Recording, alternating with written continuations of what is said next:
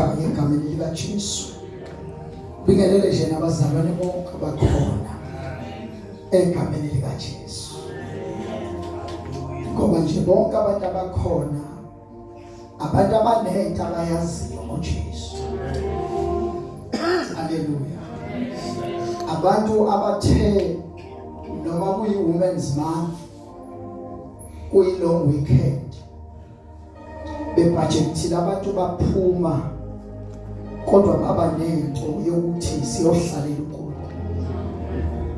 Haleluya. uNkulunkulu bengathanga ntusisa egameni likaJesu. Amen. Namje ngaphambi kokuchitha isikhathi sizoya nje ezweni kafushane. Nami ngidilive nje lokhu uNkulunkulu akubekile enhlizweni yami. Sambonga uNkulunkulu bazalwane egameni likaJesu. uNkulunkulu emuhle bazalwane.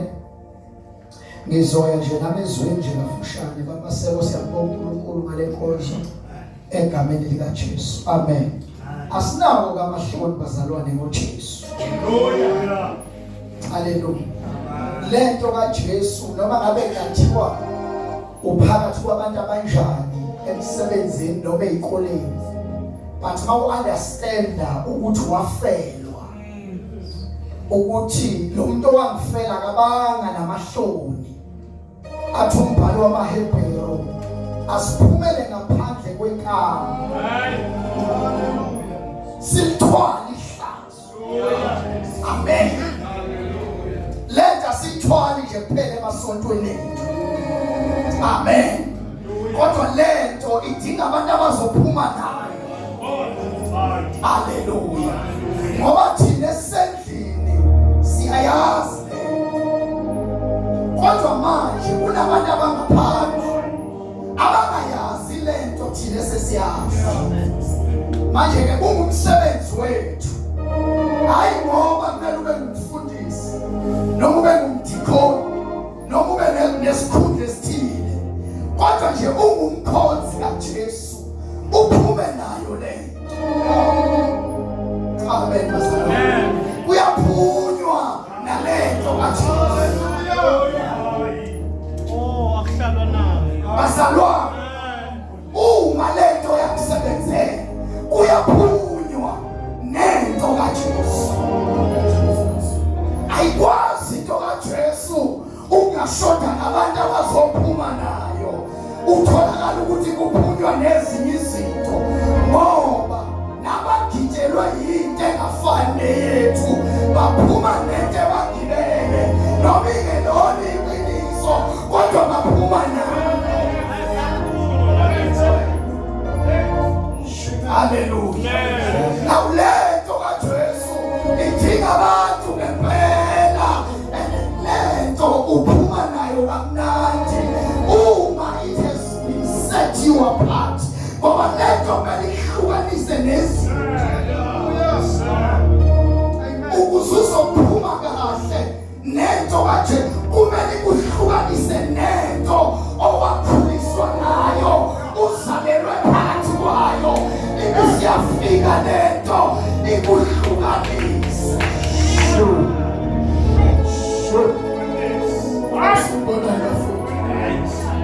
Abantu abahlukanisiwe leti kwenza ukuthi noma abazali bakukhulisa ngalento, but nawusuthole kaJesu iyona ephuma nayo modwa engakhuliswa nayo.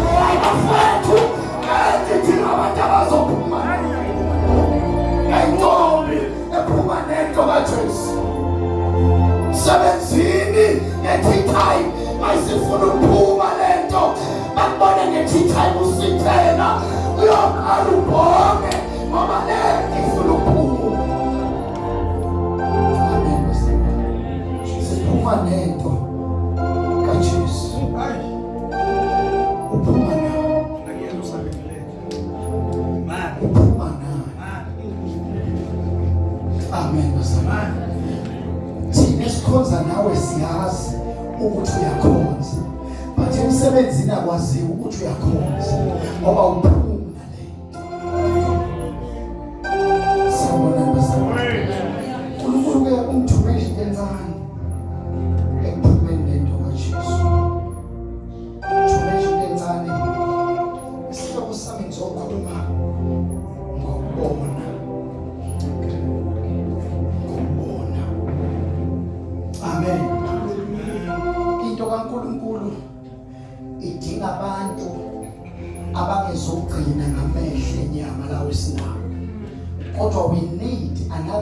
sets of eyes. Hallelujah. Amehlo azokwazi ukusinikeza izinto eyingakafiki kodwa sikwazi ukuyibona zisa. Amen. Bazalwane. Angazi la ekhaya ukuthi ubani ufunda. Futhi ngicela ufundele. Amen. Nje futhi ukuthi unale phimbe ngathi librown ngombala. Amen. Ngicela sibuke incwadi the major prophet, uProphet Jeremiah. Sibuka nje chapter number 1. Jeremiah chapter 1, and then sizofunda nje silosigxuma senzele ukuthi lento siyiqoqe sixoxe nje.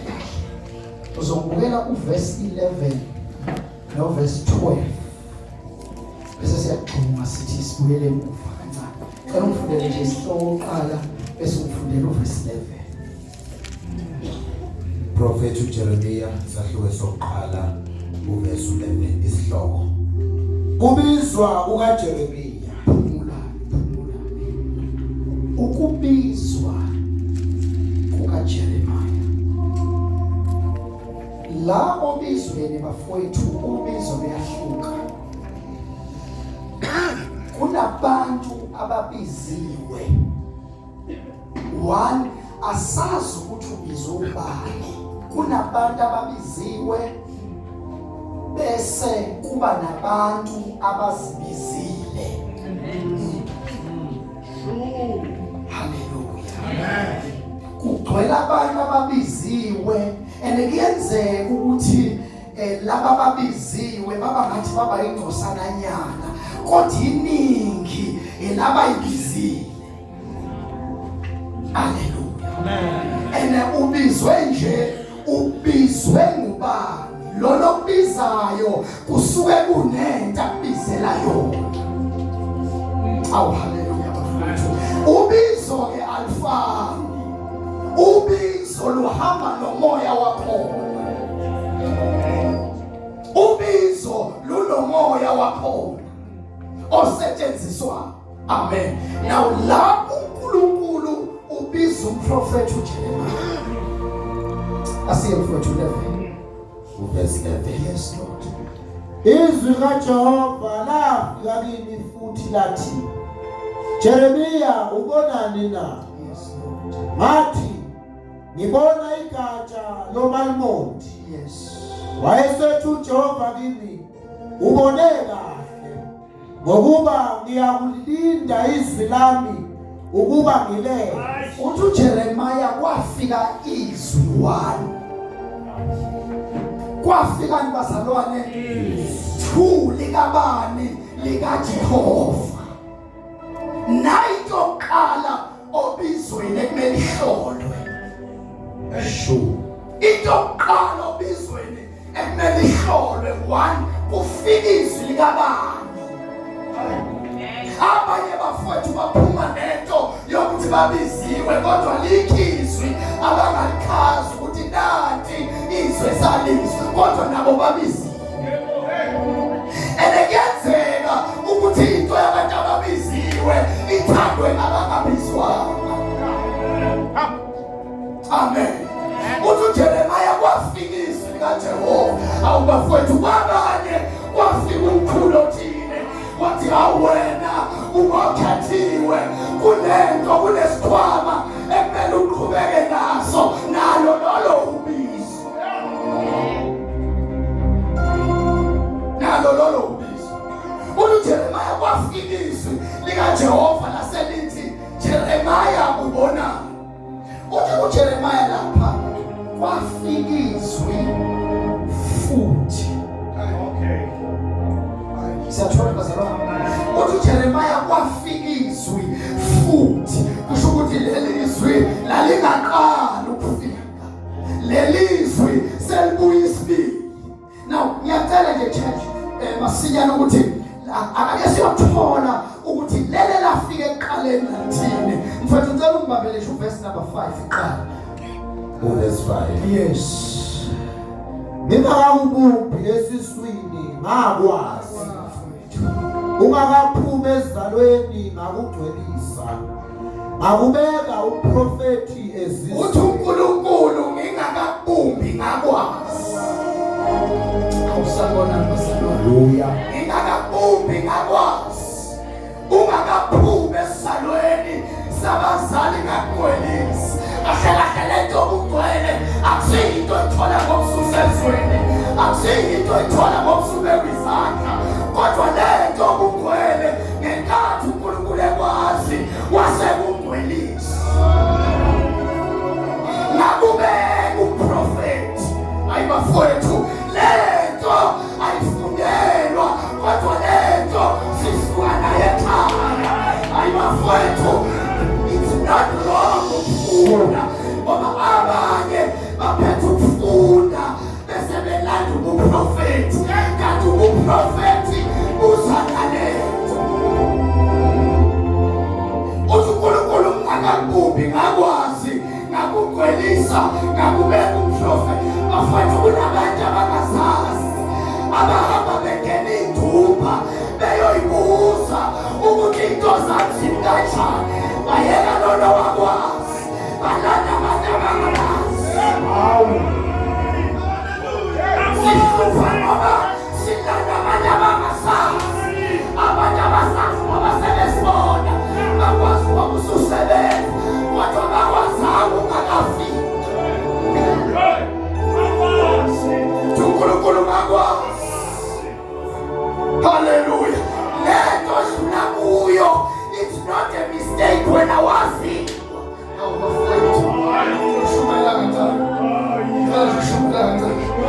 uNkulunkulu ngakwazi ngakubusisa ngakubeka uprofeti esizweni sonke uNkulunkulu ngamanye amagama lento yokuprofeti akusiyinto ozofika uyoyibuza abantu but ngikufoma nje already have placed a hand lokuthi la kuyozala uprofeti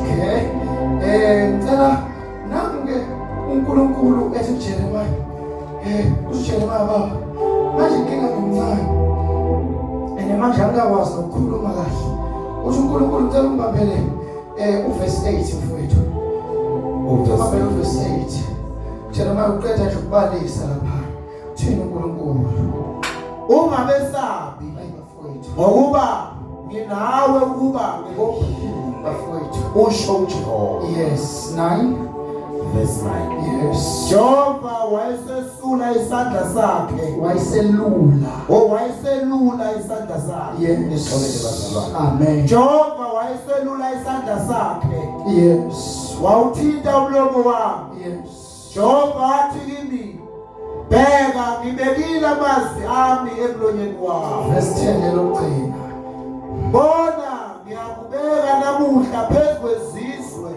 naphezu kwemibuzo ukusiphula nokudiliza ukuchitha nokubhubhisa ukwakha nokutshala uthi uNkulunkulu Jeremiah njengoba umtshela ukuthi wena umncane njengoba umtshela wena ukuthi umncane uthi okusalayo ubizo lwami luthi ebantwini uzoya ufike ukhulume yonke into engiyothi ikhulume bafowethu mubi umholi ogodla imessage ngenxa yokuthi usazi ukuthi isonto lizochitheka kanti le message yokuchitha isonto bese yakhibana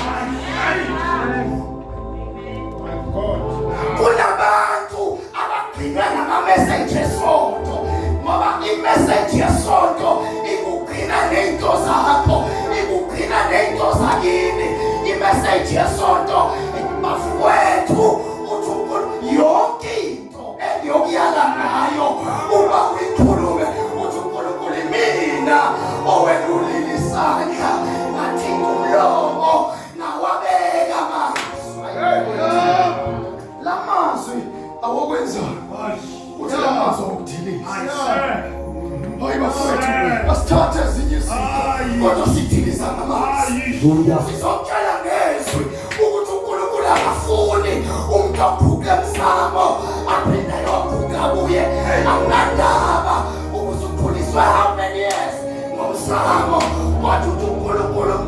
usuka ngapha nangapha uyaphinga ufana nonkosikazi atheshadile ahambe yongena empetheni nenye indoda ubafowethu akafuni uNkulunkulu uguge ngapha sizodiliza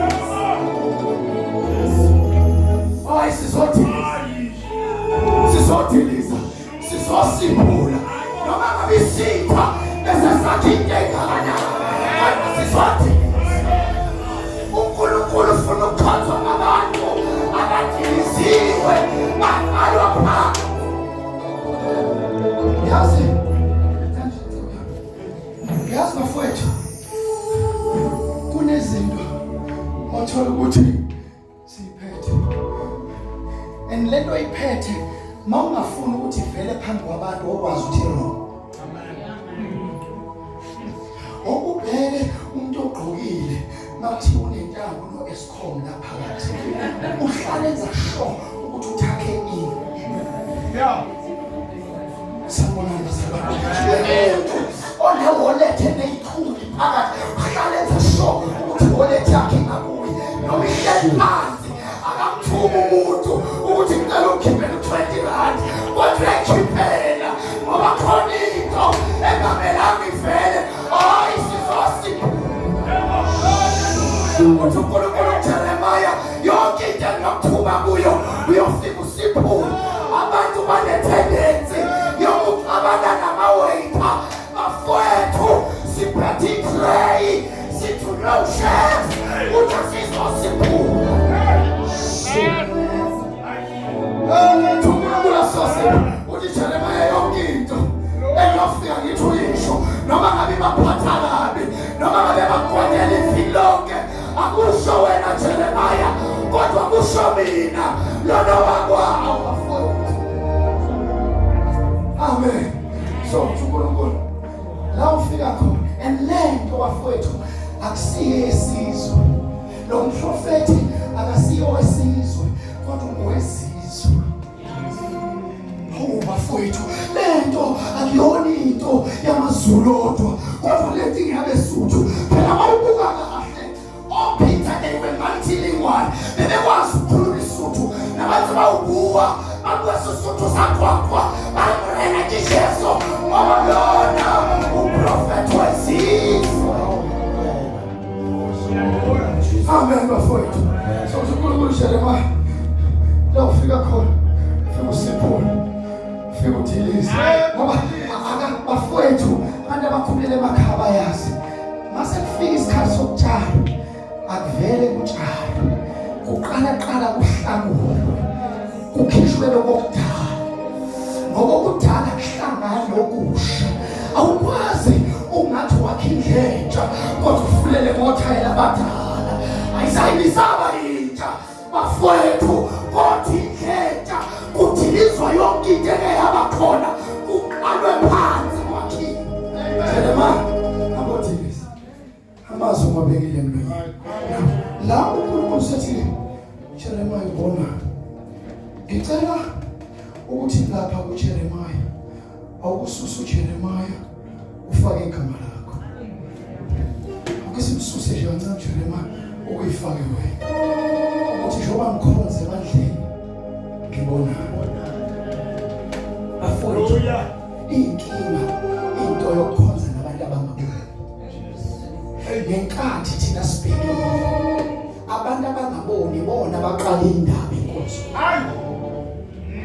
sanibonani bafowethu abantu abangaboni ibona abathi umbonile lethupise beyigqoke last week uyayiphinda ngoba ngenkathi abantu ababonayo bebhekile benza izinto zabantu ababonayo laba abangaboni bagcina sebeyizitha nabantu ababonayo abangaboni bagcina sebehleba laba ababonayo bese kuvukile ubafowethu nangu uJosefa lithi iBhayibheli wathi uJosefa elele lithi iBhayibheli wabona uJosefa besensimini bekhithumo lithi iBhayibheli ithumo ezabafowabo zakhothamela isithumo sikaJosefa wase kuvuka umuntu obonile waseyoxoxela abantu abangabonayo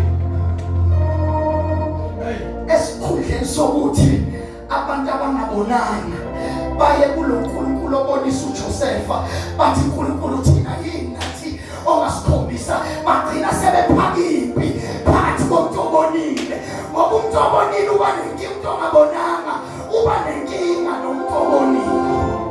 Hawe bazalwane lento nje ethi wena namhlanje ubonani khona into ubonani makhosi ubonani uJakobe mayefika eMesopotamia ePadan Aram lithi iBhayibheli uJakobe wayenexhala lokuthi ngithathe isibusiso somfowethu Esawu. uJakobe wayenento ethi lonke leli tulo lakhiwe uma. Haleluya. Abantu bempostoli abangafundi kahle iBhayibheli bazomsolo uRebeka. Bathi uRebeka umama oyiphiciphici. Ngoba ngokwe-tradition umthetho wawuthi ekufuneka abe yinkosi lona mdala. Angithi okufuneka abe yinkosana ayimthuse ilona mdala. And then Isaac wayebambe le custom, wayebambe le tradition yakubo ukuthi umuntu ophatha ihawu likababa inkosana. Ngamanye amagama kusho ukuthi uEsawu uyomdala okumele aphathe ihawu likababa. Selethi iBhayibheli ngenkathi uRebeka ekhulelwe lithi she experienced severe pain. Amen. Lithi iBhayibheli ngenkathi uRebeka ekhulelwe abantwana eswini lithi baqhubeka ukushaya. Hawu bafowethu odokotela bebengabona abantwana. Hayi kanti umntwana esolamoya uyadlula etheni abantwana uthi izizwe lezenda. Hawu bafowethu wayesethi uRebeka ngikwazi ukuya kodokotela wasethi ngicela umuntu kaNkulunkulu onento kaThixo.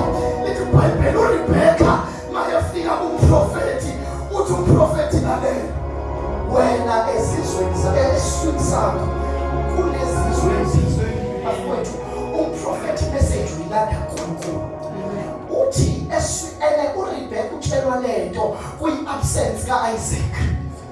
Esizweni sakho kunezizwe ezimbili usethi-ke omdala uzokhonza omncane. Bafowethu uNkulunkulu waphambanisa izandla zaphambana ne-tradition zaphambana nosiko lwakwa-Isaac. Bafowethu uma uRebeka ebuya nalento akamxoxele umyeni wakhe uEsawu landa lo mntwana uthi mfana lalela wena ubaba wakho iBhayibheli uIsaac wathi semdala sekhulile uthi lona hamba ungenzela isilovela hamba ungizilela inyamazana okuye nayo ngikwazi ukuthi ngikubusise ngakafi. Lithi iBhayibheli amehlo kaIsaac ayisengisabona. iBhayibheli wahamba uEsawu ngenkathi esaphumile eyofune angaphandle wasethi lo mama kuJakobe asingalande yangaphandle kodwa silande yasesibayeni. Usabona lithi iBhayibheli wathi uyilethe kimi lena ngizolikhanga. Now uJacob by that time inhliziyo yakhe ilwa naye ukuthi ngoba ngiyazi ukuthi ubhuti okumele agcotshwe usethi lo mama isiqale iso sonke esiyolethwa yilento esiyenzela asibekile ngoba wayethembe izwi kaNkulunkulu. iBhayibheli fast forward mase bexabana uJakobe sebaleka eMesopotamia lithi wafika endaweni ekuthiwa iLuze wasefika eToshitshe lakhona sekuntambama nje ehamba ufana ekhathele waseToshitshe waqamela phezu kwayo. Lithi iBhayibheli amehlo enyama ayefanekile kodwa bavuleka amehlo kamoya wasebona umthwele. Hayi bafowethu ngoba umuntu obonile wasethola impendulo ebukumthwelo uphuphuku ezulwini. Lithi ngaphezu kwesihloko sawo wabona isihlalo sikaNkulunkulu aphathise lonke. Lithi iBhayibheli kwasekuthandizwe elithi lalela ungesabi ngokuba nawe lento ibambeke inhliziyo idedele ayiqhamuki kumawakhe iqhamuka kimi le.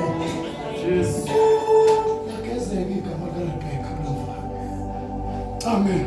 iBhayibheli wasebona wathi hawu bengazi ukuthi le ndawo inkulunkulu laseshintshe ekhaya bafowethu wathi ngempela le ndawo inkulunkulu asikwazi bafowethu ungaqhubeka sikhonze sande endaweni engenayo sikwazi bafowethu jathuliswa amakhorasi kodwa sithi masithi siyabheka le ndawo esiyona inkulunkulu ngoba inthandazo esithandazayo esiyilandayo esithanda indawo esuke sikuyo enkulunkulu uthatha inthandazo ebese iphendula lento esiyicelezo ngoba le ndawo inkulunkulu nawo uthi wena ubona iBhayibheli wathi baba ngibona isihlahla sikaMalimoti uJeremiya uchaza into ayibonile bafowethu ungakhonzi nathi kanti awubona amen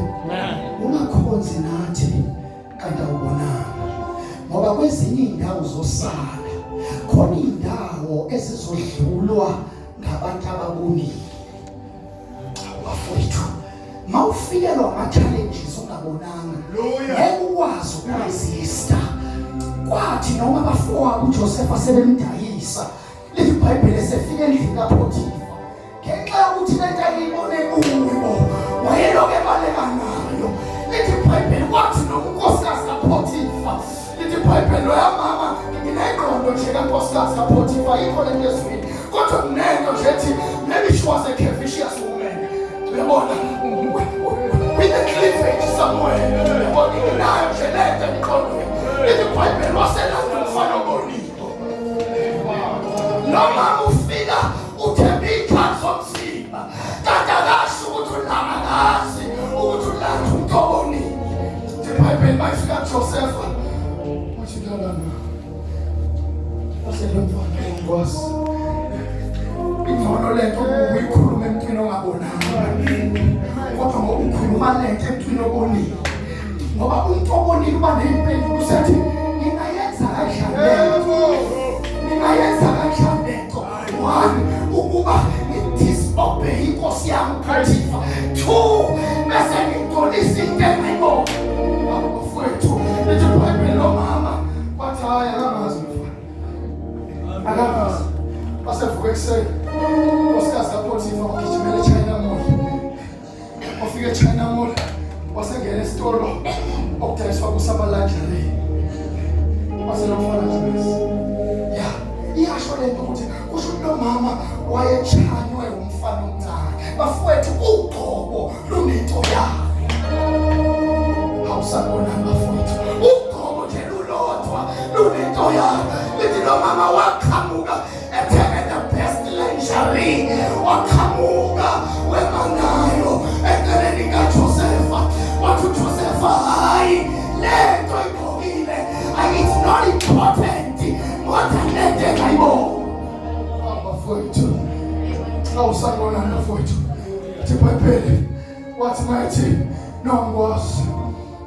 angikwazi ungathini inkosi yami lithi iBhayibheli lo mama wasenza imikhuba yasala ingubo fast forward wafika ejele kwasho ejele kungena umuntu obonile bafowethu noma ngabe isiphi isimo ozongena kuso noma ngabe uzodlelwa imoto noma ngabe abantwana bazofeyila kodwa hlala kule nto ayibona bafowethu ngoba abantu ababonile kuba khona la abafakwa khona abantu ababonile abalwelwa ngabantu kodwa abalwelwa yinto abayibona balelwa yinto abayibona amen asalona sathi iBhayibheli uJeremiya kuthiwa uNkulunkulu mzawulindizwa umonileze ngoba ubonile amen now kunento ke bazalwane nami lo baba uAbraham wakwakhishwa uNkulunkulu emkhipha kubo asathi Abraham Mose ufuna uphume kini ngakuwakhuthela ubhizi kakhulu ney'thixo khali ngishiswa impepho khaliswa iy'gubhu guqwa kwabanye uNkulunkulu athi uNkulunkulu phuma uzala khona la ngifuna ukuya nawe khona naw undodana kamfowabo uLothi wasethi baba omkhulu angikwazi ukusala cela ukuhamba nawe umfana baba omkhulu wakho bonile obiziwe emethuseni uthi baba ngicela ukuhamba nawe lithi iBhayibheli uma befika endaweni bafuyile baneyinkomo baneyimbuzi banayo yonke into selithi iBhayibheli emadlelweni kwasekusukile uyabelusi abalusi imhlaba yabo lithi iBhayibheli labafana ababelusa besuka beza nempi beza nayo la uthi uAbraham ayindoda abelusa abaqabeni uthi kodwa thina simusa uxabana ngokuba singabazalwane iqiniso lithi namhlanje makunomzalwane okhona la ongambheki kahle onento naye awuyena umzalwane afowethu abazalwane abaxabana abazalwane bayayiphethe omunye azangabhadali imali kaGudi ngoba ebrenkini ethile kunomuntu esingabhekani naye abazalwane abaxabana abazalwane abaxabani lento yokuxabana iyayibulala into kaThixo sikhonza nje usuhleli ngoba naphu but khona into ekushisayo encabana ayibafowethu namhlanje akunomuntu abengabhekani naye hamba kuye uthi abazalwane abaxabana amen sayithi iBhayibheli babexabana befika uthi yazi thina simuso anasezishe ngoba indawo ayisanele khetha indawo athula Abraham uthi Lot khetha uLot wenza iphutha uLot lithi iBhayibheli wathi bayebheka wabheka ngamehlo ompumputhi kwasho ukuthi ubheka ngamehlo enyama wakhetha izwe laseGomora olithi iBhayibheli abantu baseGomora kwakungabantu abahabi kwakungosisibhuti abantu baseGomora kwakungozibedlezini abantu baseGomora ngoba lento yaseGomora ihlasele nasebandleni haleluya lento yaseGomora sikhonzana abantu unokuvumwa le ndoda awuthi ibheke isibheka ngamanye abantu baseGomora ungenile bandleni no wasethi kanti kwakumele ulothethi noba mina ngikwazi ukukhetha ngicela ukuthi wena ngoba wena obonayo ubiziwe ngicela ukuthi ubuke ubuso uyangitshela ukuthi ngayaphi ngoba mina obiziwe wena obiziwe akusangibonanga mfowethu lithi iBhayibheli uLothi wasekhetha izwe laseGomora mayeqeda ukuhamba uLothi sekusala uNkulunkulu noAbraham ngicela ufundele Genesis chapter 13 verse 14 and 15 sezoqeda mzala sezoqeda Genesis chapter 13 verse 14 and 15 sezoqeda haleluya sengiyaqeda mfowethu Matthew Genesis sahluko 13 sifunda verse 14 no 15 yes isihloko ukwahlukana kukaAbraham noLot yes u14 yes Jehova wathi uAbraham yes uLot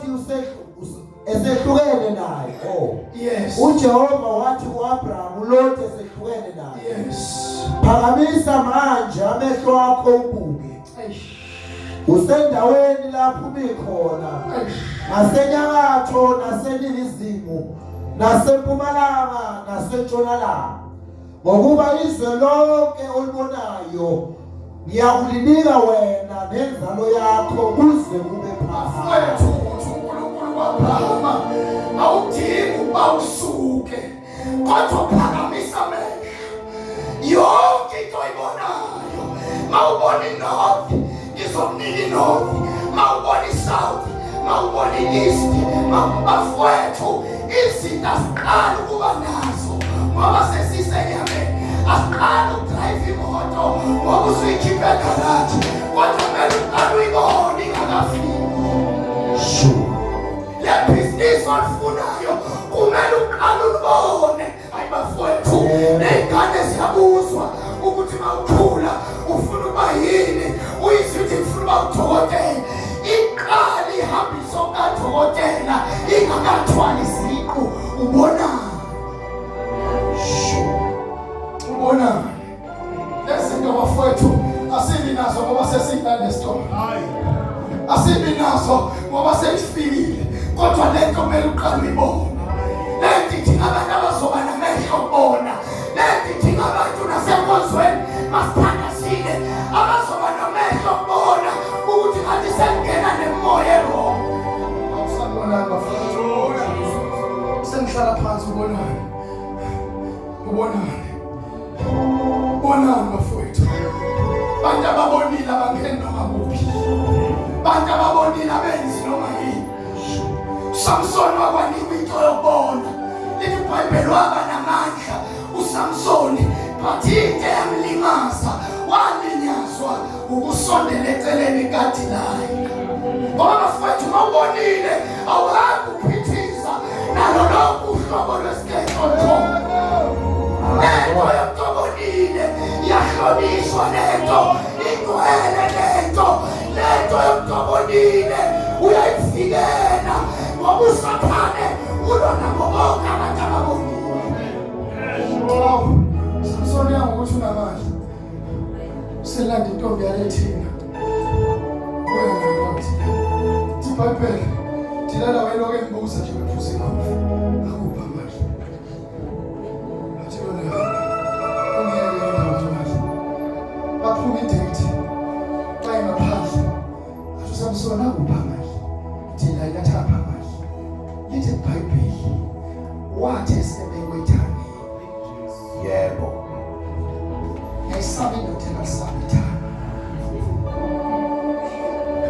Wathi uSamsoni esezwe imfudumalo yethanga, ngoba ithanga likwenza ukuthi ukhulume nezinto ongayikuzwayo. Futhi yazi ukuthi kuno 700,000 njengo-investila ukuzwami. Bafowethu ithanga li-dangerous. Ithanga li-dangerous. Ithanga liyayi-destroy indoda. Ithanga lingakulahlekisela ngento kaNkulunkulu. Ithanga iBhayibheli nomama wabo ukuthola masiphuma amadate kakhulu, masiphuma siya koVarabhata kakhulu, ngibeka la esifubeni uyanqaba ukukhuluma wasekhuluma ngethanga waseziyashisa wathi yabona mangathatha le ndoda ngiyihlanganise nethanga, mhlawumbe lempe ngiyilwa kule ndoda ngoba lento engiyifunayo ngiyayifuna kulo muntu, kodwa yonke into esengimzame ngayo akakhiphi iqiniso. Wathi ngihlanganise nethanga. Hayi bafowethu, indoda noma ihambe edrobheni ithi ihambela ibona usisi wabantu eqethu wahlekesini uthi kunomoya isiketi siphekeke kuba ngathi idaliwe indoda ayisiboni ithambo. Ingazishayiswa imoto ngoba isibonile ithanga isithi uNkulunkulu wami limhlophe. Hayibo nesaba indoda engasaba ithanga, nesaba indoda engasaba ithanga. Noma ukuthi angisenamali iphelile, hayi kodwa mawuke wahlanganiswa nethanga ilandwa ngisho ecathulweni kwenziwa ama-transfers kanti bese kuthiwa iphelile ayisele. Bafowethu salala sake saphuza utshwala ya nosalala bese sesithi noma sidakwe kahle, kodwa nje make wathiwa ithanga. Yabona kube ngathi uyayinoya ngoba noma thina ama-tactics yale kathi inyanga yabo futhi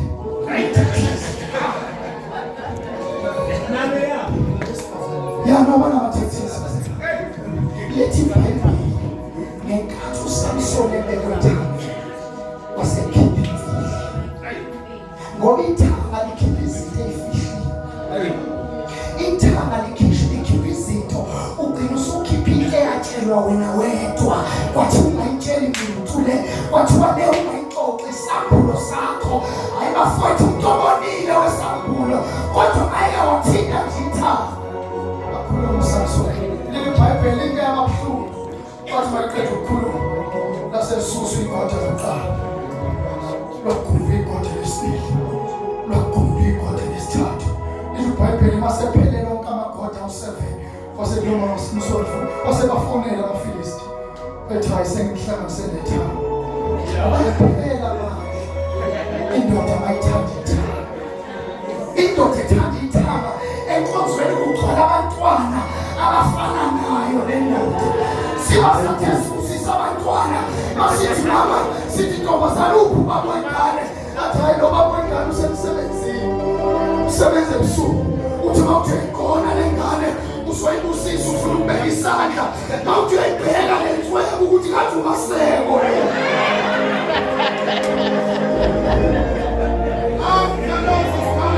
bafowethu ithanga likhipha 20 mawuthi uyayibheka nenye egijimayo ubheka negijima phansi uthi hayi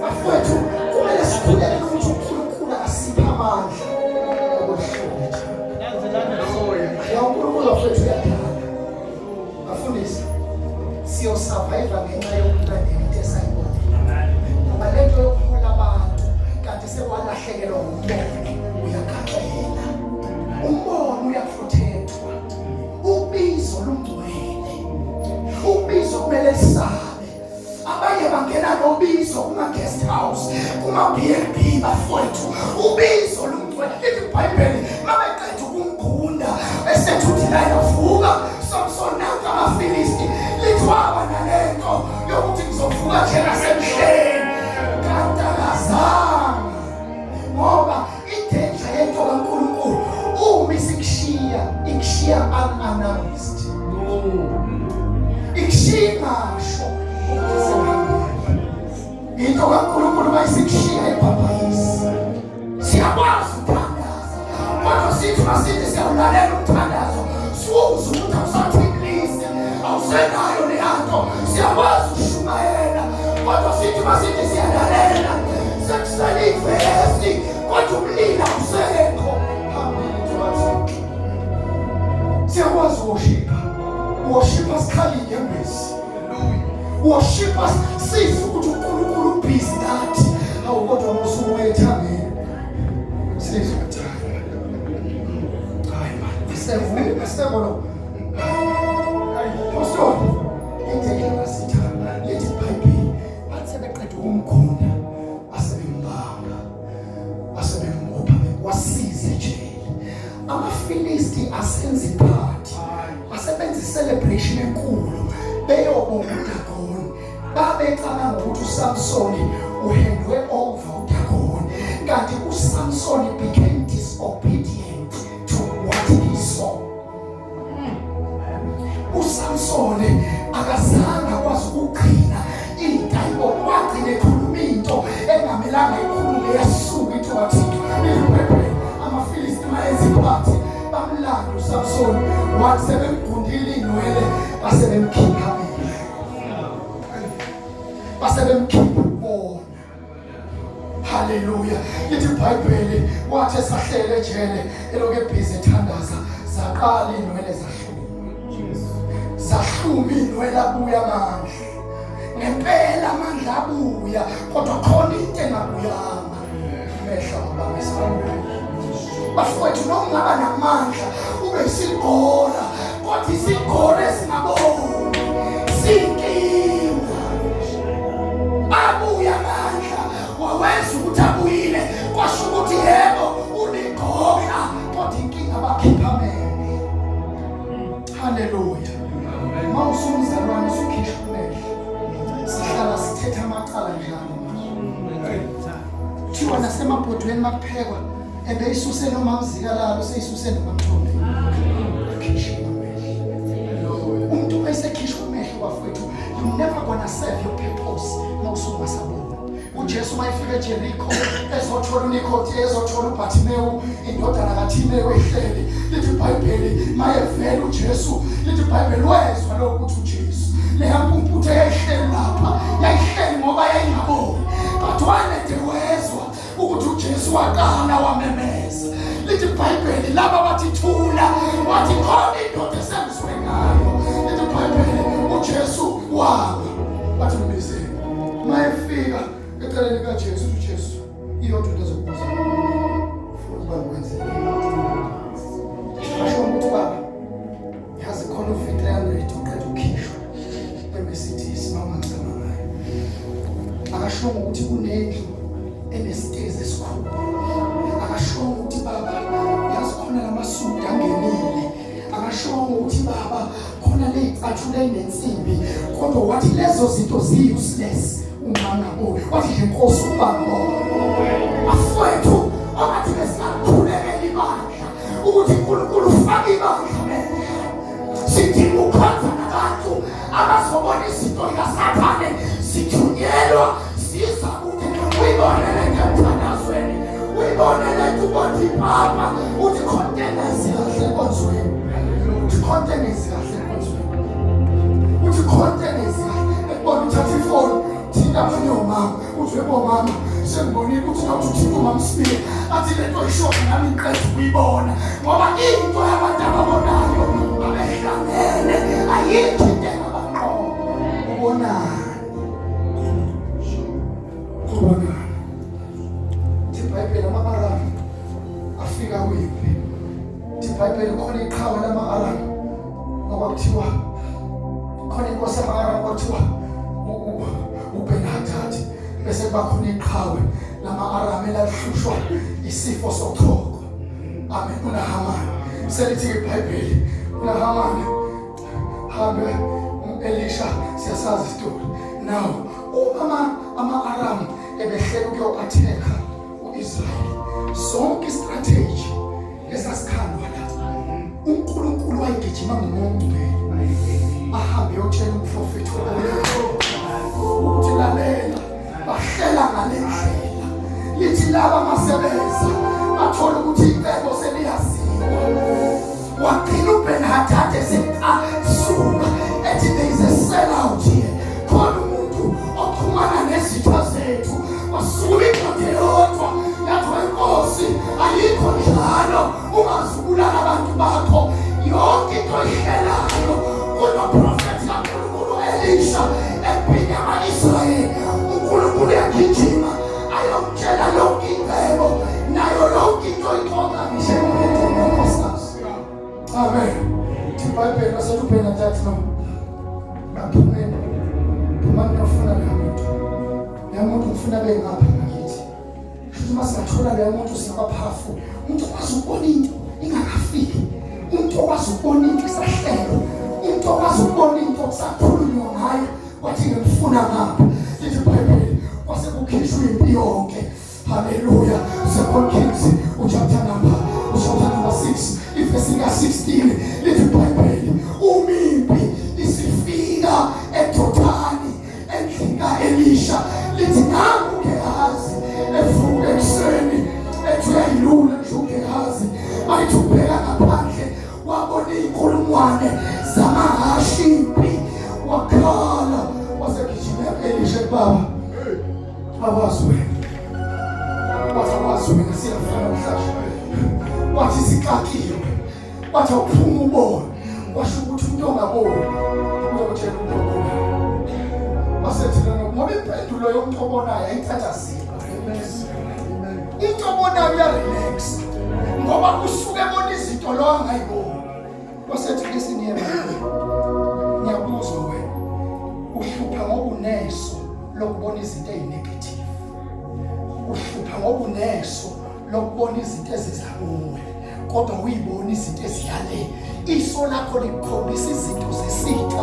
Lithi iBhayibheli u-Elisha wasethandaza wathi uNkulunkulu ngicela le mpendulo uyivula amehlo. Namhlanje sizothandaza ukuthi nawe vula amehlo. Lithi iBhayibheli uma kuthandazwa wathi baba mvula amehlo. Mayevula amehlo u-Elisha wasebo uGehazi wasebona impi ka-Israyeli.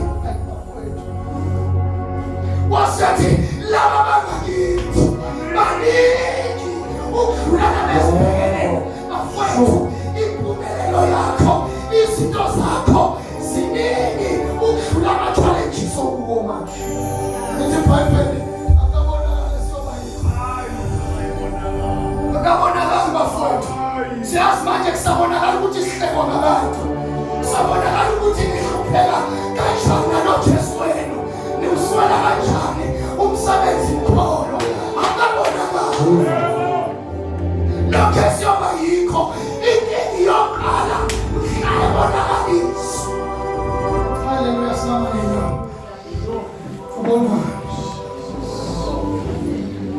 ubonani akazi ukuthi ubonani sizokhuleka ukuthi yonke into oyibonile uNkulunkulu akayishintshe wonke unegative ukumbona uNkulunkulu akakhombisa upositive ngoba yonke into oyibonayo yilento oyikhulumayo muzo umuntu ethi uNkulunkulu noma unganginika nje isikoro boyami imisebenzi engaka ubona isikoro uNkulunkulu nami ngicela nje ukuthola isikoro koronyana ubona isikoro koronyana zingaki imoto la emakhaya wena ubona isikoro koronyana bafowethu uNkulunkulu unika umuntu into ayibonile uNkulunkulu unika into ayibonile haleluya sesiyathandaza uNkulunkulu namhlanje uthi uNkulunkulu akasivula amehlo sibone different sesiyathandaza babe egameni likaJesu